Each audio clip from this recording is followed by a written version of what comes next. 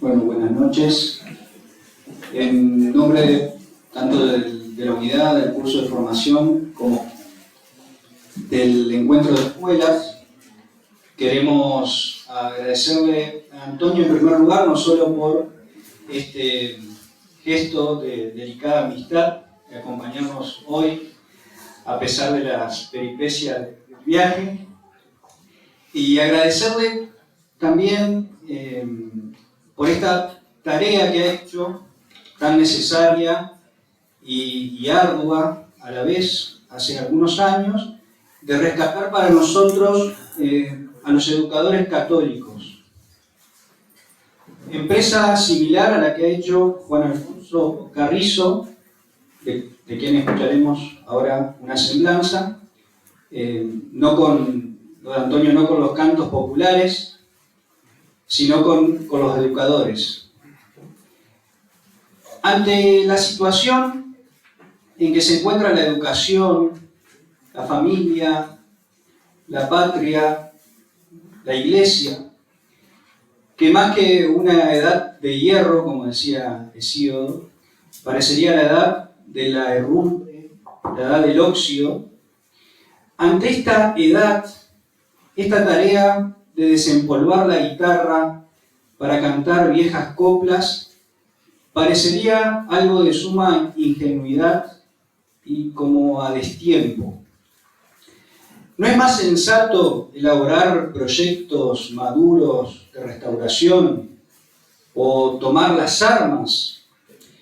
¿Qué cometido tiene el candor de las antiguas coplas en este mundo de sombras?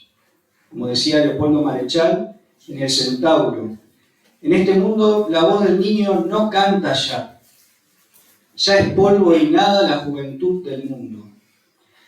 Sin embargo, rescatar estos cantares populares significa desandar el camino de la maldad en nuestra patria y volver a entonar con voz de niño las realidades tal como serían en el amanecer del mundo.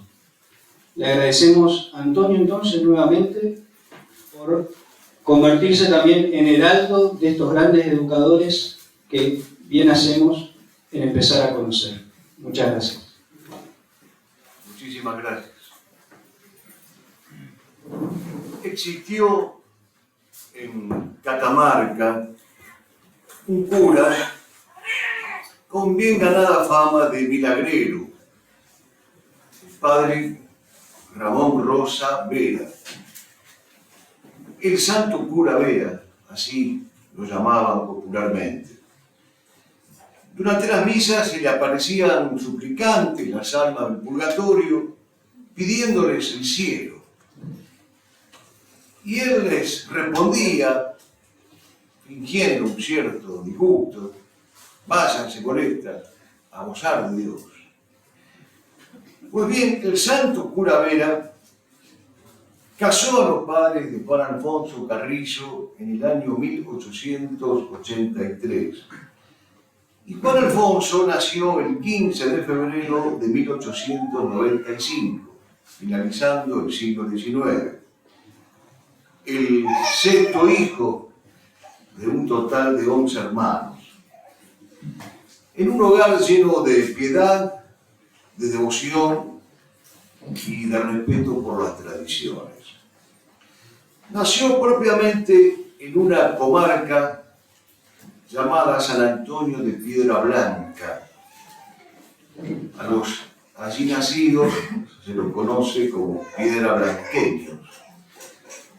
Una localidad instalada en el centro o en el núcleo del valle catamarqueño. Y las historias de y sobre el cura Vera fueron sus primeros y benéficos influjos.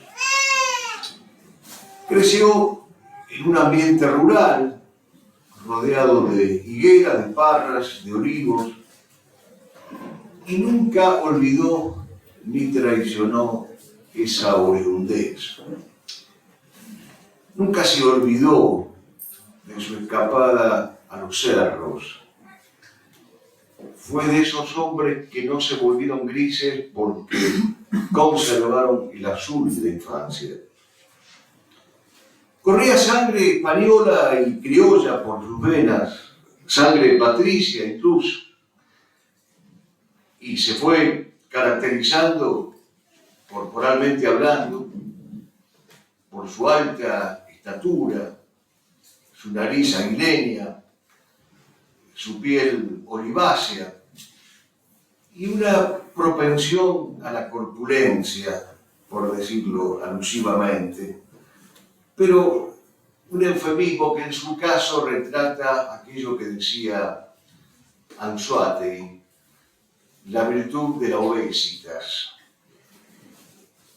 Para Anzoátegui la obesidad es una forma de gobierno virtuosa. Juan Alfonso lo corrobora. Y era un hombre notable. Sabía ya a los 5 años leer y escribir. Las letras fueron su vocación súbita, temprana e indeclinable. Entre los 16 y los 17 años se arrimaba a unos besitos que le venían muy bien, redactando composiciones y discursos no solamente para sus condiscípulos, sino también para ciertas personas mayores del pueblo. Juan Alfonso quería ser maestro de aula, de colegio, de pizarrón, de tiza, y se anotó en la Escuela Normal de Catamarca. En ese establecimiento, 2 hombres determinaron el rumbo de su vocación: don José Castro y el padre Antonio Larrí. El padre Antonio Larrí era un sacerdote francés, misionero de la Inmaculada Concepción e historiador de profesión, historiador de oficio. Y el profesor Castro, o esa bendita intuición docente que mencionábamos anoche, fue aquel que descubrió la veta poética en Juan Alfonso. Un día de 1915, el profesor Castro le mandó a hacer una monografía bajo este título: Antiguos cantos populares de Catamarca. Era un jovencito. Hizo la monografía. Se la mostró primero, muy ufano, al padre Larrí. El cura se la rompió en 4 pedazos delante de sus narices y le dijo: casi ninguno de los cantos que usted recopiló son antiguos o populares. Y por el momento, mi amigo, a nadie le interesa lo que piensa usted de estos versos. Nos interesan los versos mismos. Otro que no fuera Carrizo, con sus virtudes, se hubiera mortificado y enojado muchísimo, prácticamente un adolescente. Pero Carrizo no, Carrizo aprendió la lección, conservó siempre hasta el fin de su vida en su despacho cariñosísimamente el retrato del padre Larrí. Rehizo la monografía y después de 10 años de egresado de la Escuela Normal, con apenas 27 años, tenía escrito y publicado El Cancionero de Catamarca. Un nuevo género, un nuevo método, un nuevo tema de investigación se inauguraba en la Argentina. Era la obra de un hombre singular, que a lomo de mulas, en plural, no había una que no aguantara solamente, y de mulas prestadas por su hermano Gregorio, recorrió paraje por paraje buscando viejos cantos y cantores viejos. Volveremos después sobre este punto. Como tantos otros provincianos, decidió probar suerte en la ciudad de la Santísima Trinidad. Se trasladó con un puñado de amigos y su hermano Erasmo, que también era maestro. Consiguió providencialmente 2 trabajos, uno muy básico en el Consejo Nacional de Enseñanza y otro como maestro en una escuela particular de la obra de la propaganda de la fe. Todo ese universo pedagógico oficial era permanentemente calificado por Carrizo como una calamidad, son sus palabras. Sentía un rechazo visceral por el normalismo sarmientino, por el positivismo docente que dominaba de un modo totalitario el panorama cultural de aquella época. Alojado humildemente en un cuarto de pensión porteño, empezó a escribir una revista ilustrada para niños y una hoja mecanografiada para adultos. La revista se llamaba Mustafa y la hoja El Bufoso. Y se inspiraba explícitamente para publicar estos trabajos en la vida y la obra del padre Castañeda. Era su forma de reaccionar contra el iluminismo, el materialismo y el positivismo. Le tocó vivir en Buenos Aires durante la Primera Guerra Mundial. Fue una época de encarnizados combates ideológicos, pero también de combates físicos. Anarquistas y socialistas tenían su baluarte principal en el gremio docente, en el gremio de los maestros. Carrizo no vaciló en alistarse en el sector gremial católico, incluso en instar a la creación de gremios católicos de maestros, porque el gremialismo ateo y materialista no pudo hacer nunca mella en él. Pero mientras pugnaba con los anarquistas y los socialistas, seguía pensando en los cantares antiguos y populares que sentía como obligación recopilar. Esas reyertas gremiales, esas reyertas ideológicas, siempre lo encontraron a Carrizo en la calle, digámoslo ya sin eufemismos, en franca actitud de pugilatos, a las trompadas y a los sillazos, cada vez que los provocadores izquierdistas querían imponer sus consignas. Los amigos ilustres que lo secundaban en esta época de su vida han dejado testimonio de su conducta combativa. El periodista tucumano José Luis Torres, por ejemplo, el padre Amancio González Paz, un hombre también singular del que alguna vez convendría hablar, fueron todos testigos de esos pugilatos de Juan Alfonso. Curioso, al mismo tiempo que pensaban en los versos, o por lo mismo pensaban en las próximas trompadas callejeras. De modo que se cumplían en él cabalmente los versos del Martín Fierro. No me hago al lado de la huella ni aunque vengan degollando. Yo soy blando con los blandos y soy duro con los duros y ninguno en un apuro me ha visto andar titubeando. Bruno Jacobera, su principal biógrafo, lo describe como un hombre tranquilo y bonachón, pero dice, arrinconado podía tornarse eruptivo. Fue el doctor Ernesto Padilla, que había sido gobernador de Tucumán, el que lo convenció y alentó a recorrer las provincias norteñas, haciendo lo mismo que había hecho en Catamarca.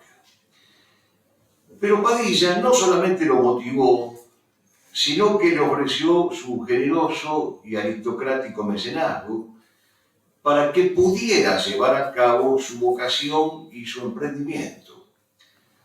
Carrizo recuerda emocionado este gesto de Padilla. Se consideraba humildemente nacido para salvar la tradición poética de la patria. Y el paso del tiempo le daría la razón Carrizo había descubierto Troya, pero no sepultada, sino viva y palpitante. Así, a lo largo de su vida, nos fue regalando las siguientes obras, de las cuales solo menciono algunas. El cancionero popular de Salta, el cristianismo en los cantares populares, el cancionero popular de Jujuy, el cancionero popular de Tucumán, los cantares históricos del norte argentino, los cantares tradicionales del norte, el cancionero popular de Santiago del Estero, la antología folclórica argentina para las escuelas primarias, la antología folclórica argentina para las escuelas de adultos, el cancionero popular de La Rioja, los antecedentes hispano-medievales de la poesía tradicional argentina, cuadernos de villancicos navideños tradicionales en nuestro país, historia del folclore argentino, rimas y cuentos y juegos infantiles, cantares hispanoamericanos, y la lista podría seguir. Toda esta obra inmensa, que solo hemos mencionado fragmentariamente, no la hubiera podido realizar Carrizo sin el mencionado apoyo de Padilla.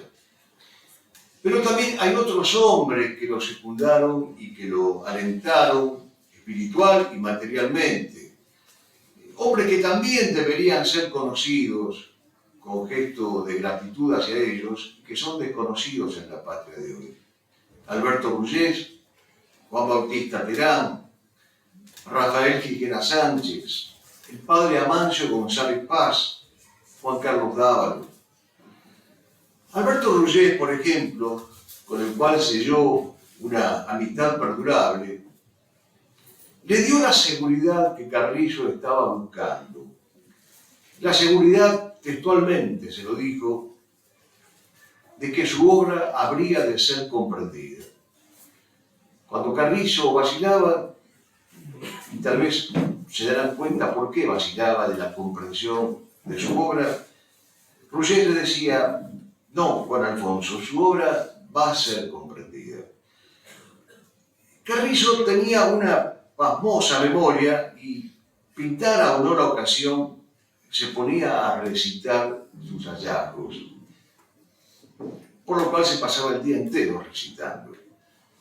Las adhesiones y los encantos que suscitaba eran inmediatos, pero temía no ser comprendido porque él decía que lo tomaban por un payador y que no tenía ninguna intención de desmerecer el nobilísimo e hidalgo oficio del payador, pero que él no era payador.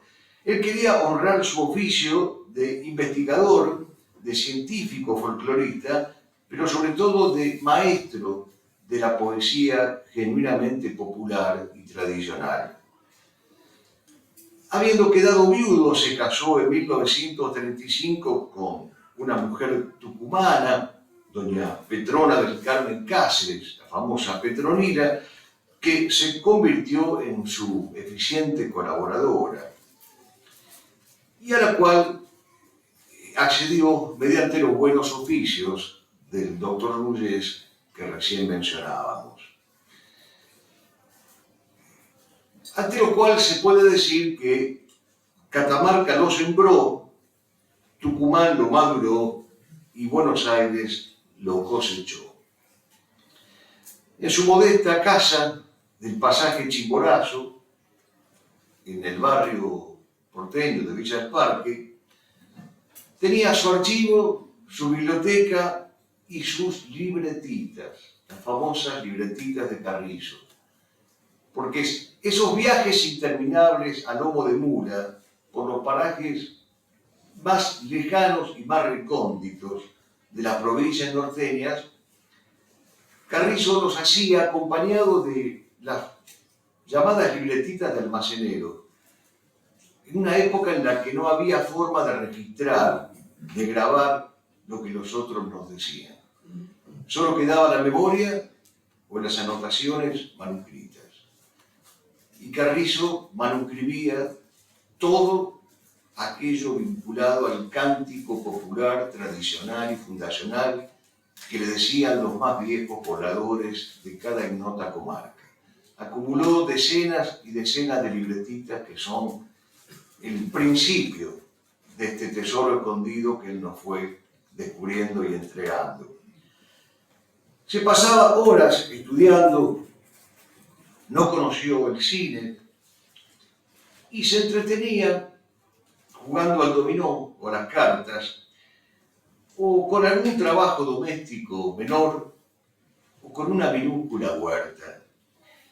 No era un hombre de mundo, en rigor el mundo era su casa, a partir del cual se proyectaba, como diría San Agustín, a la urbe y al orbe.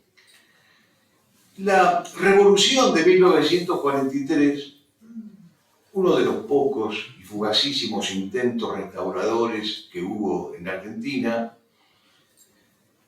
le permitió fundar algo que él mucho anhelaba, el Instituto Nacional de la Tradición, del cual fue, con justos méritos, su fundador y su primer director.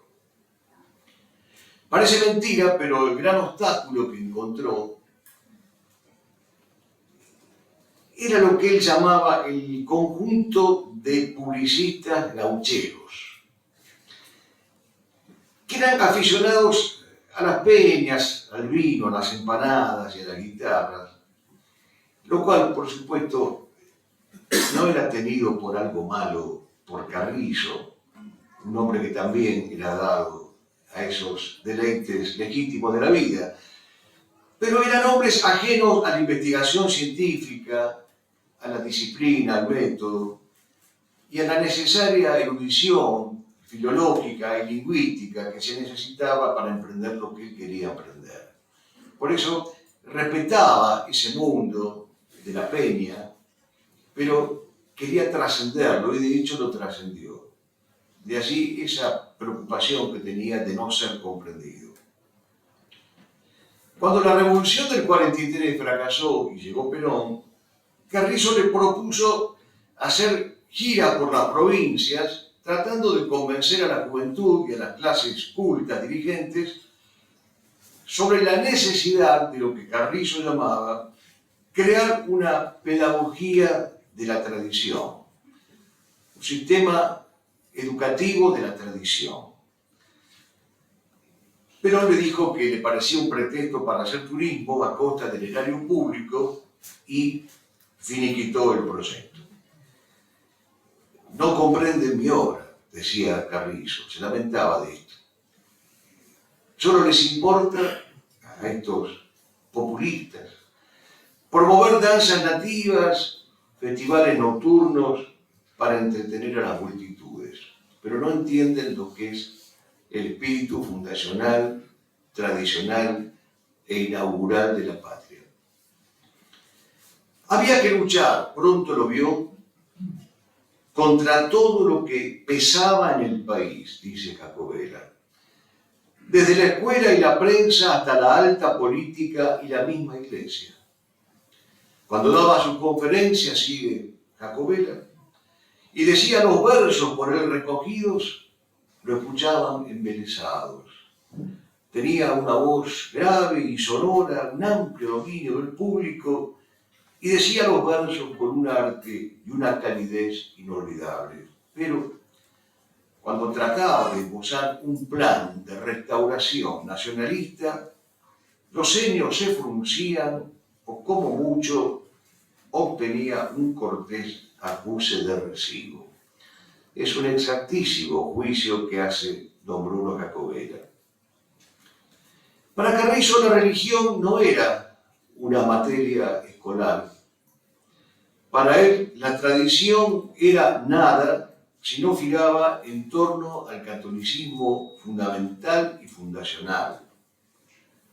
Su fe era genuina, su piedad auténtica. Al caer la oración, estuviera donde estuviese, hacía rezar el Ángelus, o lo rezaba él solo, pero muy pocas veces este hombre estaba solo, y después rezaba el Santo Rosario. Antes y después de las comidas, que sabían ser copiosas por razones obvias, de pie y con los brazos abiertos rezaba una Ave María y una ejaculatoria tradicional de las tantísimas que había encontrado, pero que era súper directa, y que decía: los ángeles del cielo te alaben en mi nombre. Así lo miro y su estatura crece, diría Marechal. Hay en él una nobleza antigua que no sabe morir sobre su frente. Carrizo era personalmente un hombre de carácter humilde, incluso, como vimos, manso y sumiso y obediente, pero sabía quién era.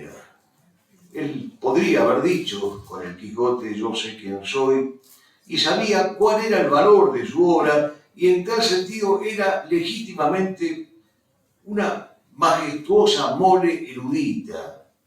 Él se sentía orgulloso y celoso de esa mole que había logrado rescatar del olvido, que era el conjunto de los cantares populares tradicionales.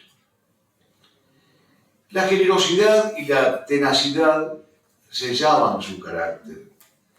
Pagaba religiosamente sus deudas, ayudaba a su madre viuda, a sus hermanas solteras, a sus sobrinos, principalmente los huérfanos, y gran parte de su vida vivió en ese barrio de casitas bajas y baratas, entre Flores y Villa del Parque, hasta que al final de su vida, sacando un crédito del banco hipotecario, logró mudarse a una casa un poquito más cómoda en las afueras de Buenos Aires, en San Isidro.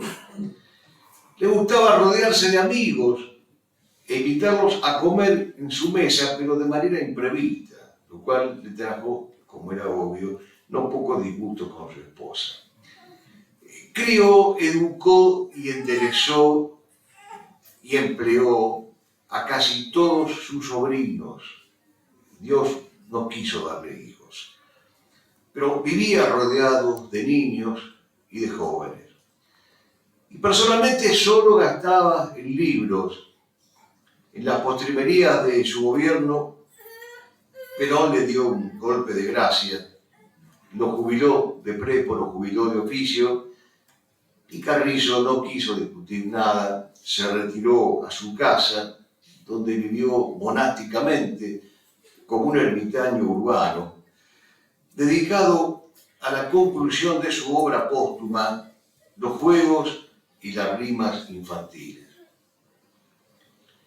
Varios ataques cardíacos le avisaron que el fin podía ser inminente. Las piernas habían dejado de obedecerle y verse en el lecho lo atormentaba. Tan luego él, que había sido calificado como inspector de parrandas, porque Carrizo recorría las fiestas populares y se entreveraba en ellas, precisamente para investigar, aunque parezca esto mentira, para investigar qué coplas, qué cantos cantaban en aquellas fiestas populares. Yo temo no saber explicarme cuando digo popular o populares. Temo que esto, dada la guerra semántica que vivimos, se tome de otro modo distinto al que lo entendió Carrizo. Él amaba verdaderamente al verdadero pueblo, que no tenía absolutamente nada que ver ni con el plebeyismo, ni con la ordinariez, ni con la vulgaridad, ni con las multitudes. Era esa organicidad intrínseca y subyacente de la tierra natal, en la cual y por la cual se sentían representados sus hijos fieles. El párroco de San Isidro le llevaba diariamente la Eucaristía. La última vez fue el 18 de diciembre de 1957, en pleno Adviento. La Navidad la pasó junto al pesebre vivo. Impresionaba ver en su velatorio y en su entierro tanto, pero tanto dolor criollo de amistad verdadera, pero ningún dolor de la cultura oficial, que desde entonces sigue ignorando a este gigante. Ante su muerte, bien podría servirnos de epitafio uno de esos innúmeros romances que recopiló, aclarando, eso sí, que analógicamente hablando, esa amada a la que él promete seguir amando es la Iglesia, es la tradición, es la patria. Y dice el epitafio: si hay tras de la muerte amor, después de muerto he de amarte, y aunque esté en polvo disuelto, seré polvo y fino amante. Barca inhumana podrá cortar de mi vida el hilo, y un triste sepulcro asilo de mi ceniza será. Mas esto no impedirá que te ame con más fervor y con cariño mayor allá en la eterna morada. Serás tú mi siempre amada, si hay tras de la muerte amor. En el país de los muertos vagará mi sombra errante, mas siempre fino y constante, eterno seré en quererte. No olvidaré un solo instante el amor que te he tenido, y aunque en polvo convertido, seré en polvo y fino amante. Como verán ustedes, esta copla, dicho sea de paso, que es anterior, muy anterior al siglo de oro español, fue recogida entre otros por Quevedo, el famoso soneto, polvo será más polvo enamorado. Está inspirado en estas coplas que Carrizo recopilaba, o mejor dicho, que encontraba, buscándolas, como solo él sabía hacerlo. Pues bien, hemos trazado su biografía, por cierto que en imperfectos y gruesos trazos, sepan disculpar.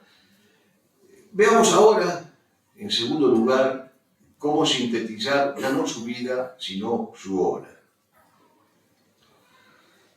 Hay una pregunta que no podemos soslayar. ¿Por qué Carrizo es tan poco conocido? ¿Por qué, a pesar de la fecundidad de su obra, monumental fecundidad, y por qué, a pesar de ser genuinamente popular su obra, por qué es apenas conocida por un haz de hombres de letras y de espíritus inquietos? Nada más. Arrimo una respuesta a modo de hipótesis.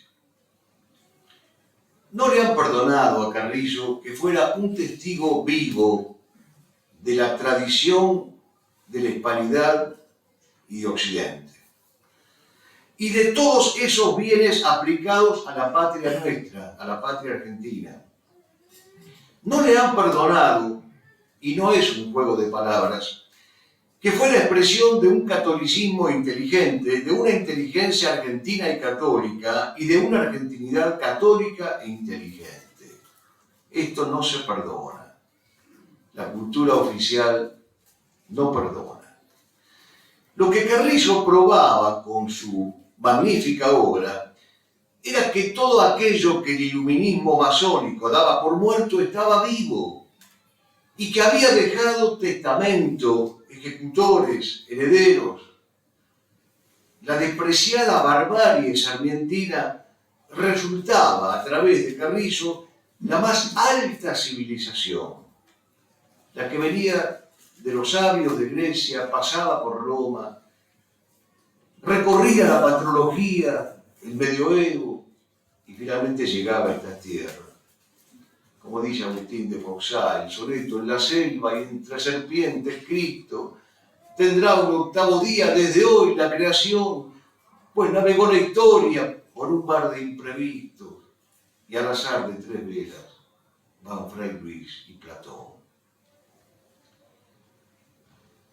Desde su primer libro, El cancionero de Catamarca, hasta el último, La historia del folclore argentino, todo ese armónico y melódico conjunto era el documento irrevocable de la acción evangelizadora y misionera de España en América.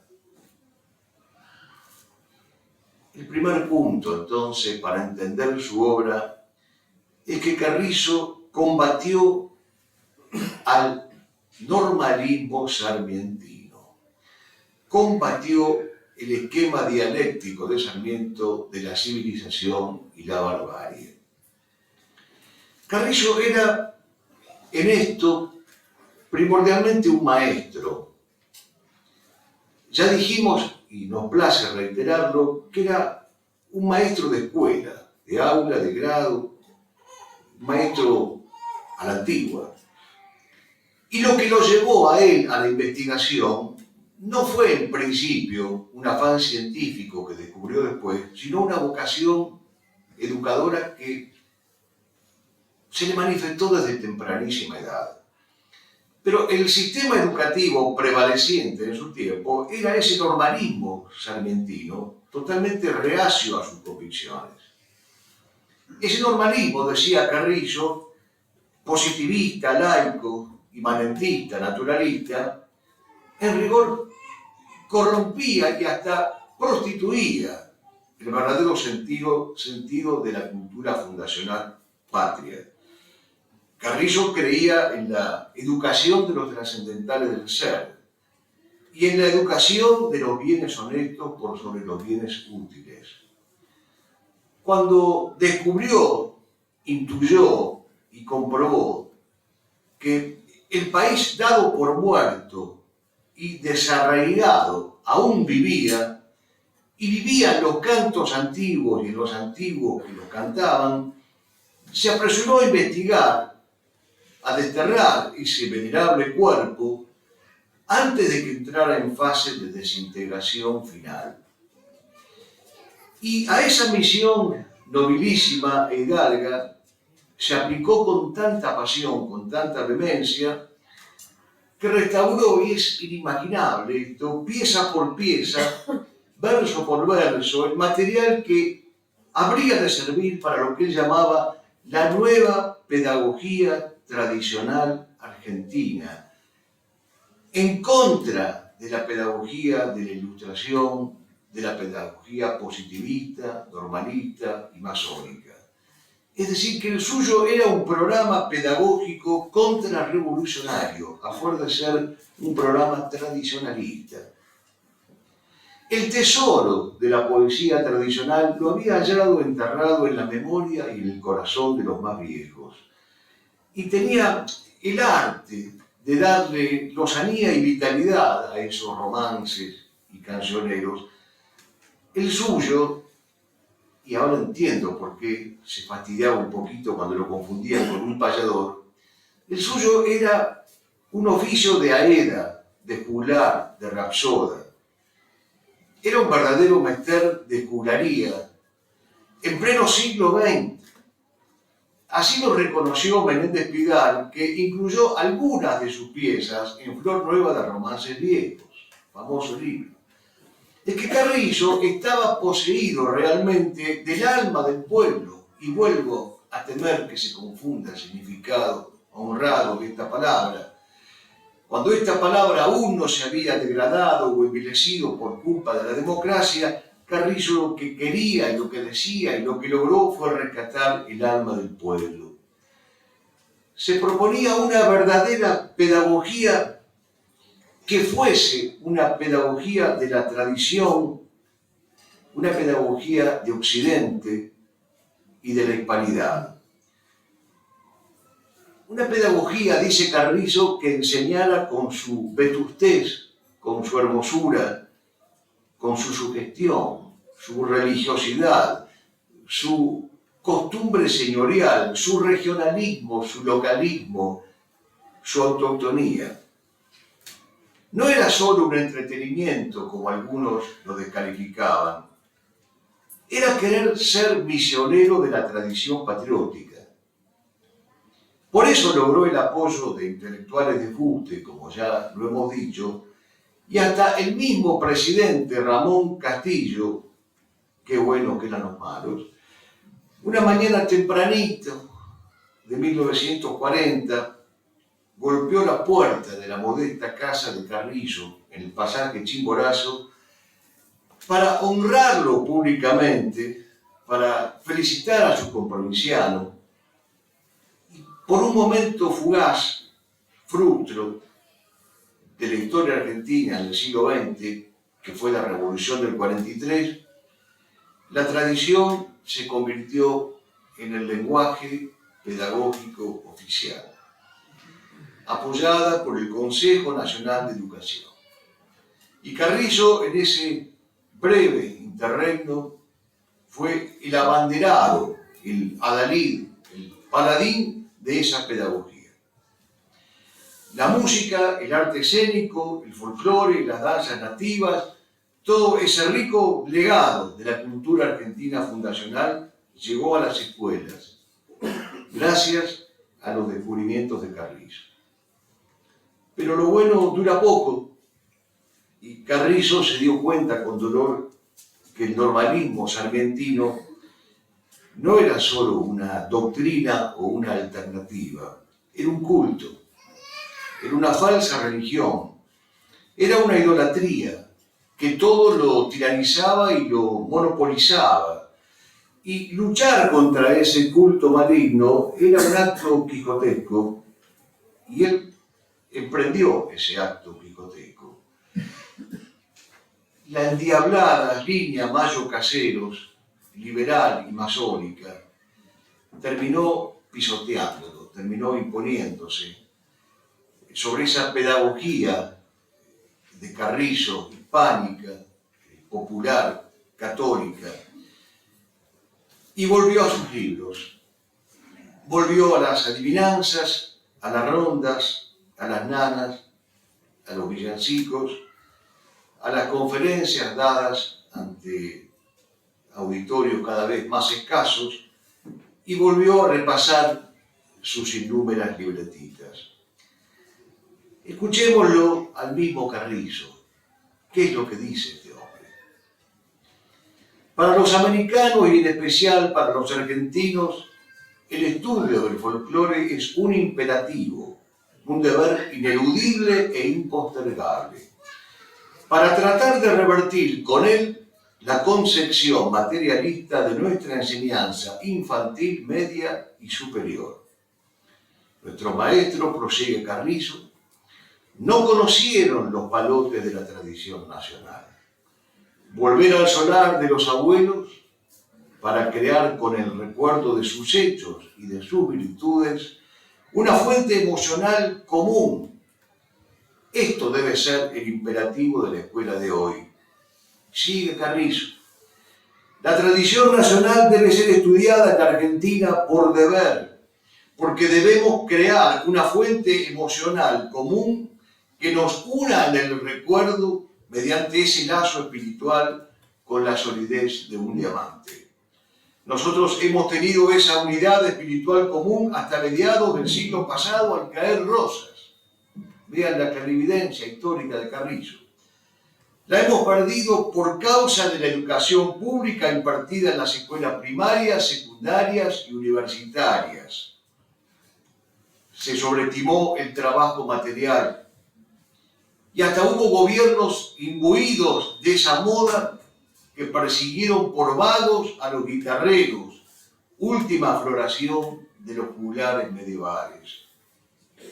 Y termina Carrizo diciendo: alentamos las esperanzas de que entre los jóvenes surgirán investigadores que rastreen en el vasto campo de las tradiciones nacionales las poesías, las leyendas, las tonadas, para extraer de ellas su doctrina y su arte, a fin de que las nuevas generaciones se eduquen en el conocimiento de nuestros mayores, que si bien fueron pobres, tuvieron en cambio valoraciones de cultura, no olvidando nunca que el hombre fue creado a imagen y semejanza de Dios y que el espíritu es lo esencial en la criatura humana.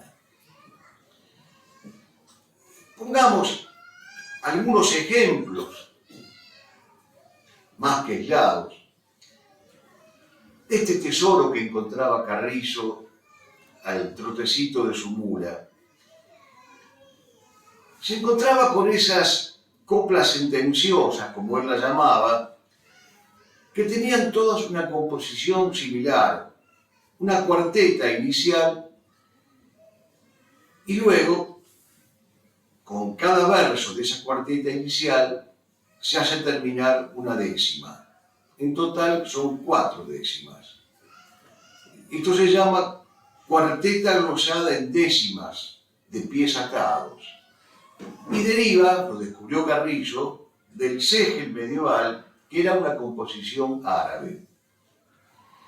En este ejemplo, que es uno de los más conocidos, dice esta copla: van llegando poco a poco las señales prometidas, se va perdiendo la fe con leyes desconocidas. Vean también la actualidad.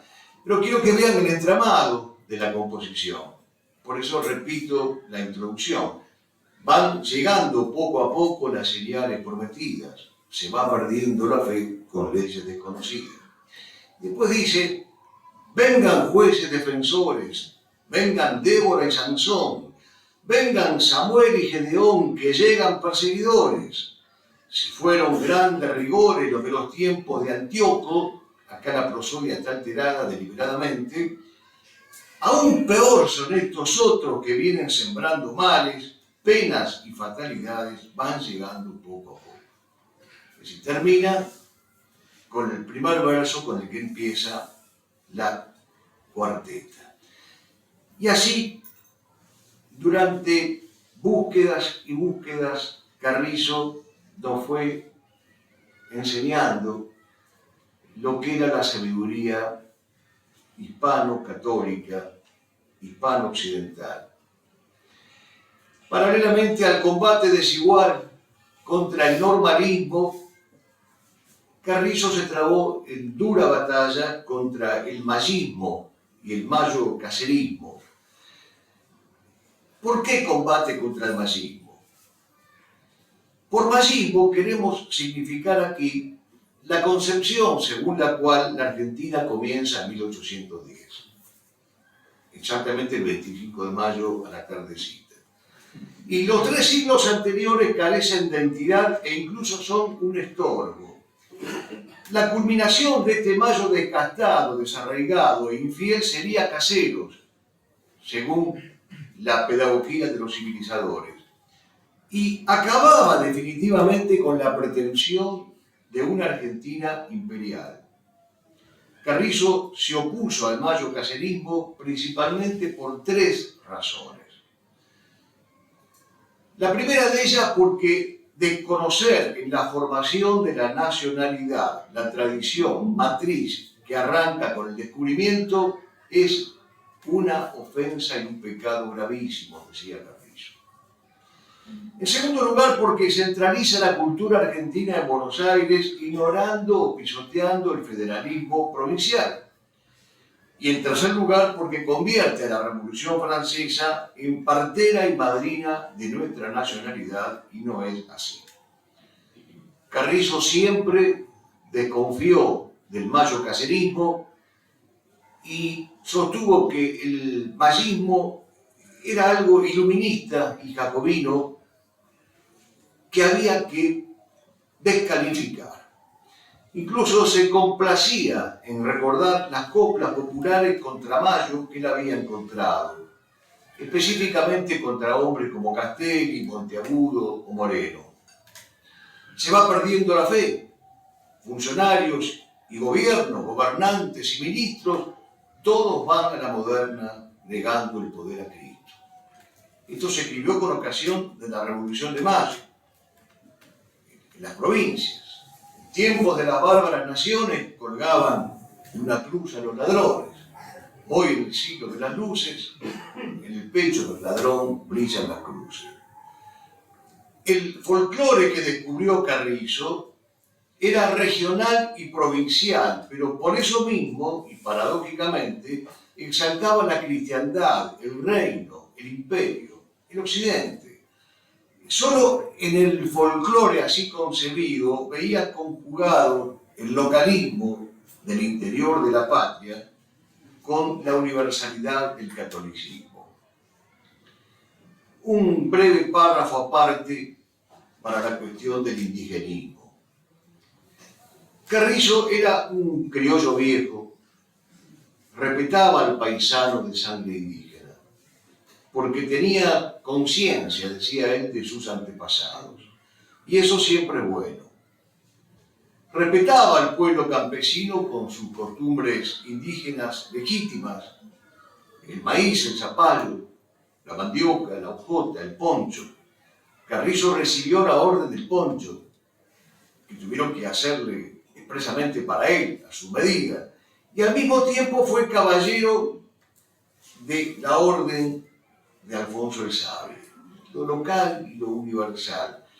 Pero repudiaba el indigenismo como ideología antihispánica y anticatólica y despreciaba el negrismo como agitación racial dialéctica contra los blancos. Y cuando advertía el pomposo dogmatismo de algún pseudo intelectual iluminista, inmediatamente lo descalificaba y decía: es el negro que le sale de adentro. O como decía Ramón Dol, en Argentina hay negros de todos los colores. El tercer combate que libra la obra de Carrizo es el combate en pro del hispanismo. Toda la obra de Carrizo es como un himno a la hispanidad, a la tradición antigua que gestó el Mediterráneo, a la Europa medieval y a la España que se vuelca a América. Esta ampliación del horizonte se advierte sobre todo en los últimos trabajos de Carrizo, cuando investiga más a fondo las rimas infantiles y queda embelesado, y advierte con erudición formidable lo que él llama con un término griego función apotropaica, palabra difícil pero que Carrizo explica. El apotropismo es lo que resulta capaz de evitar los daños e influencias nocivas. Y eso, este remedio, esta medicina, este antídoto, lo encontraba Carrizo en aquellas rimas y juegos infantiles que tanto, pero tanto lo embelesaban, lo admiraban. Volvamos a escuchar a Carrizo. A despecho de todo el daño hecho por los iluministas, se han conservado tantos y tan palpables rastros de ese patrimonio espiritual que podemos decir que la España de Lope, de Cervantes, de Santa Teresa de Jesús y de Calderón de la Barca viven aún con lozanía. Esto lo escribió en 1951 en su obra La poesía tradicional argentina. Por eso digo, un hombre de dos mundos, el de la orden del poncho, el localismo, lo aldeano, lo foral, lo provinciano, y la universalidad de los reyes católicos y de Alfonso el Sabio. Carrizo aclaró también la cuestión del romancismo, no romanticismo, y tomó cierta distancia del gauchismo o de la poesía gauchesca fabricada en las ciudades. El romancismo es el prejuicio, decía Carrizo, por el cual se cree que toda la poesía tradicional tiene la forma de romance clásico con versos de 8 sílabos, monorritmos y asonantes. No, dice Carrizo, no es que él tenga algo en contra de esto, pero no hubo solamente romances, entiéndanme, decía él. Hubo décimas, redondillas, liras, corridos, cuartetas, pareados, sestinas, y lo corrige amablemente a Menéndez Pidal y a Ricardo Rojas. Menéndez Pidal aceptó la corrección, Ricardo Rojas no. Y lamentablemente hubo un desencuentro que marcó también una época. En Carrizo, en una palabra, convivían el científico metódico, el católico práctico, el educador, el patriota y el artista. Quiero compartir, para ir redondeando esta semblanza, dos juicios sobre Carrizo. Uno del padre Castellani y el otro del padre Amancio González Paz, que también merecería un trabajo aparte. Castellani, en el nuevo gobierno de Sancho, le dedica un capítulo a Carrizo, el del tanguista o el tanguero. Y después que ridiculiza al tanguero,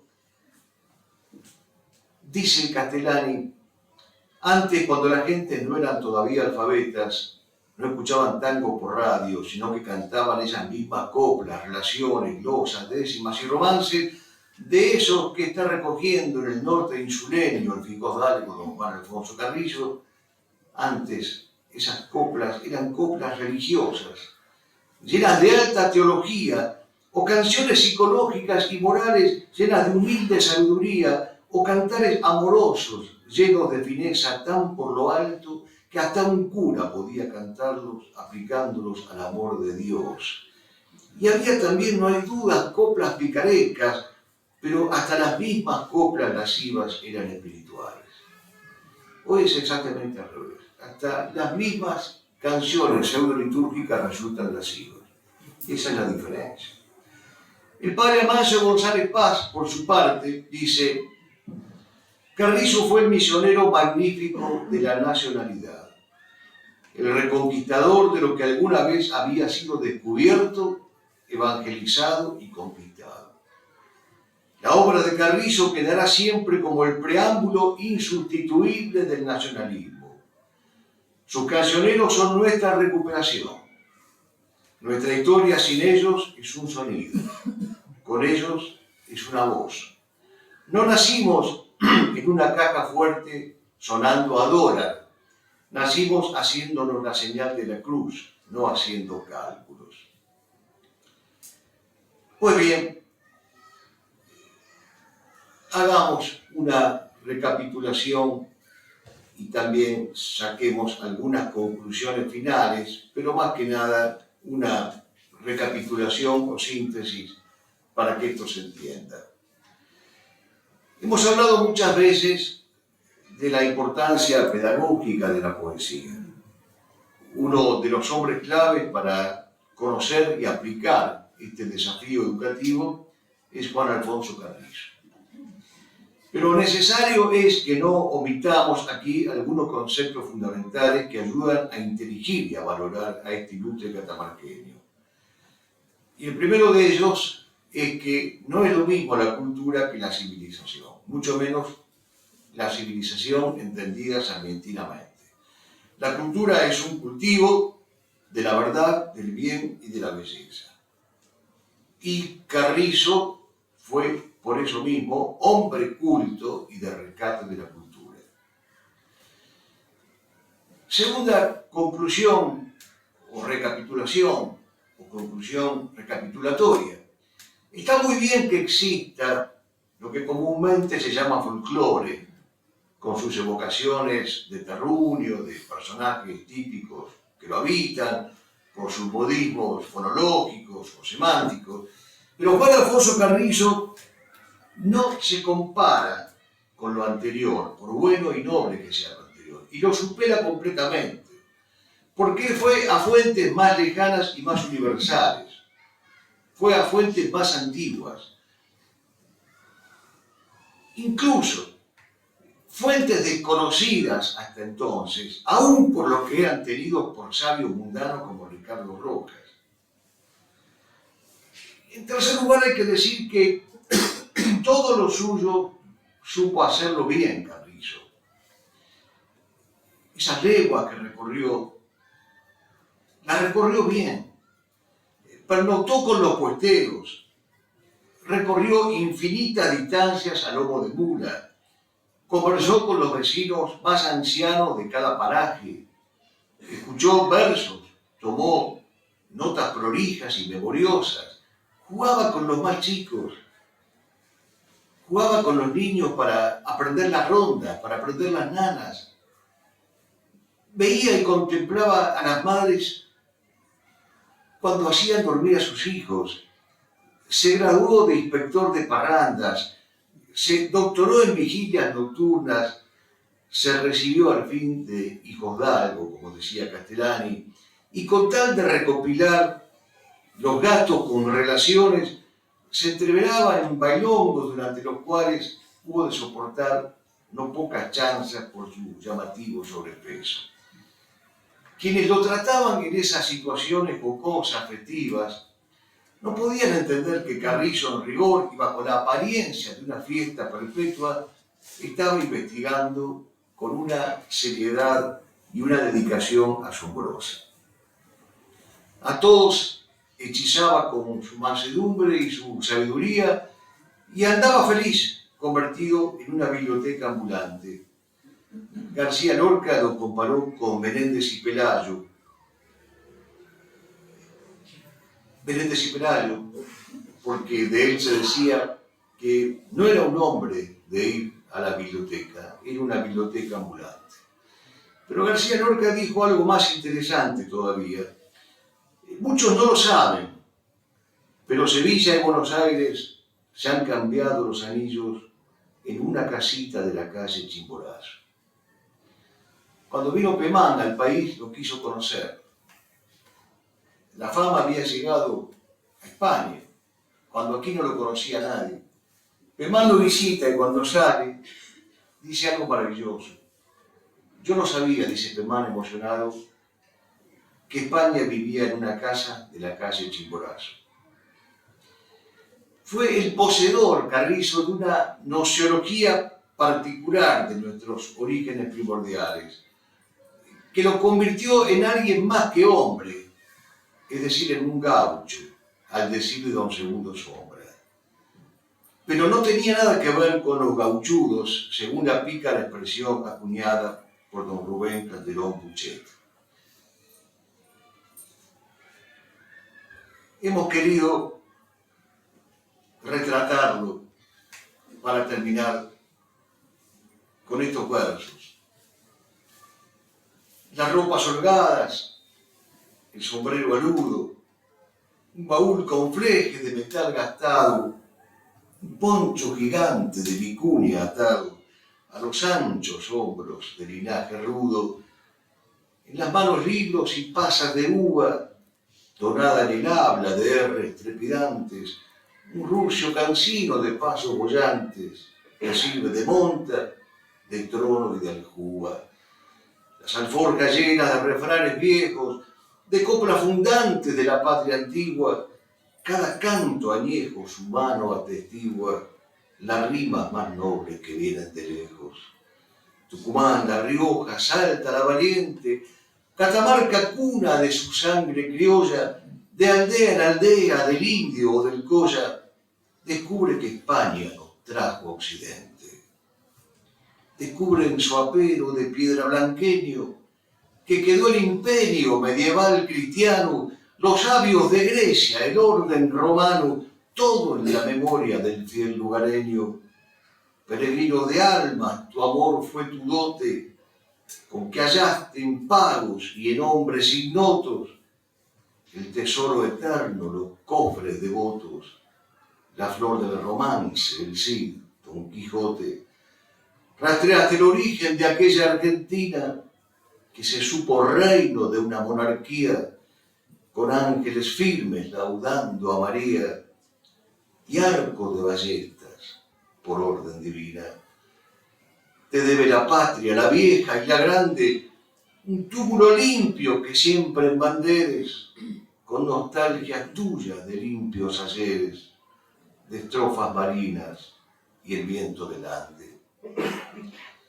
Miguel Cruz dice que si alguna escuela abrió Carrizo, fue la escuela de Sancho Panza. ¿Por qué? Porque tal Sancho Panza, dice Miguel Cruz, era por entonces el propio pueblo de nuestra patria. Ese que Carrizo recorría y representaba, pobre, tal vez analfabeto, con rusticidades que se calificaban de barbarie y el sueño eterno de gobernar una ínsula. Nos gusta imaginarnos a Carrizo como un maestro amigo que se fue de viaje y al que algún día volveremos a ver, topándonos con él en un aula, en un patio, en un recreo, en una biblioteca, en una casa solariega. Sí, más allá o más acá de este valle de lágrimas, lo veremos llegar. Con una copla o una vidala o un romance en los labios, parafraseando a otro poeta. Cualquier senda es buena senda, cuando baja la vidala. La copla es una paloma con un mensaje de gracia, con un suspiro de ausencia, con un adiós en las alas.